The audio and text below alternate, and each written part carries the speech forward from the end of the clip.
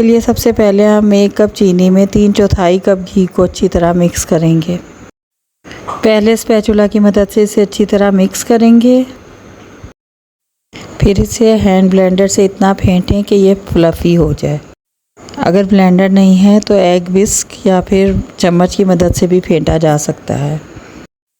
अब ये अच्छी तरह फेंट गया है तो हम इसमें बाकी चीज़ें मिक्स करेंगे। सबसे पहले इसमें जाएगा 1.5 कप मैदा। इसके अलावा 3/4 कप बेसन और 1/4 कप सूजी। इसके बाद 1 चमची बेकिंग पाउडर और 1 चुटकी बेकिंग सोडा इसमें जाएगा।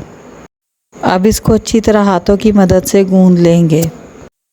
इसमें ना पानी का कतरा जाएगा और ना ही दूध, बल्कि हम इसी तरह इसको जब अच्छी तरह गूंदेंगे तो ये बाइंड हो जाएगा। ये देखें, ये अब एक डो की फॉर्म में आ गया है। तो हम इसे थोड़ी देर रेस्ट देंगे और उसके बाद फिर एक पैन पे बटर पेपर लगाएंगे।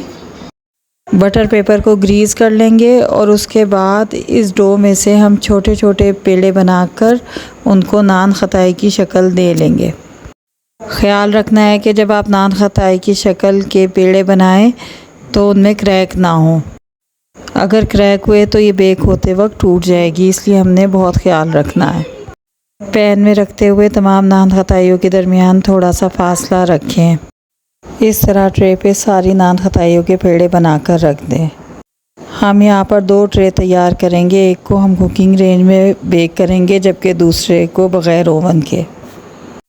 एक बड़ी सी कढ़ाई को हमने चूल्हे पर मीडियम फ्लेम पर रख दिया। इसके अंदर हमने स्टील का स्टैंड रखकर ढक्कन बंद कर दिया है।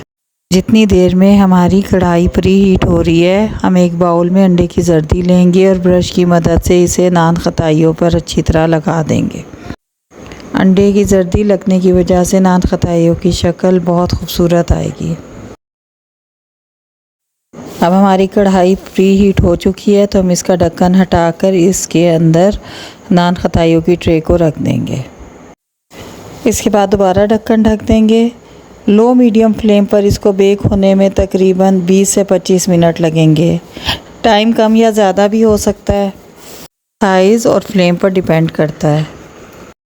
25 मिनट हो चुके हैं। हम ढक्कन हटाकर इसको आहिस्ता से चम्मच की मदद से चेक करेंगे। अगर ये अपनी जगह छोड़ देती है तो इट मीन्स कि ये रेडी है। बस अब हम मज़ीद 5 मिनट इसे बेक करेंगे ताकि इसके ऊपर अच्छा सा कलर आ जाए।